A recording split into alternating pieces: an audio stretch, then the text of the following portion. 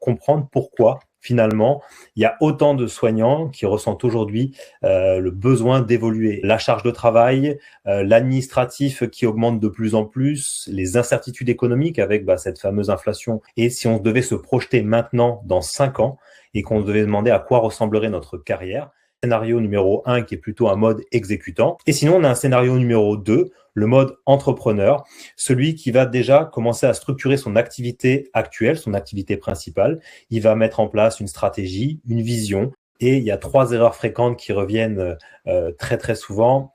C'est donc déjà attendre d'être épuisé pour réfléchir à son modèle. Croire qu'il faut tout quitter pour entreprendre. Ce soir, on n'est pas en train de vous dire qu'il faut arrêter votre métier de soignant.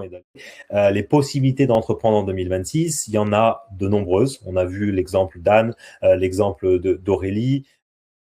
Le fait d'être seul ou d'être accompagné, pourquoi est-ce que beaucoup de soignants ne se lancent pas finalement alors qu'on a toutes ces possibilités? Un des moments qui est important, je pense, c'est de passer à l'action quand on a envie de mettre en place quelque chose. Je pense qu'on en a parlé beaucoup avec Jérémy.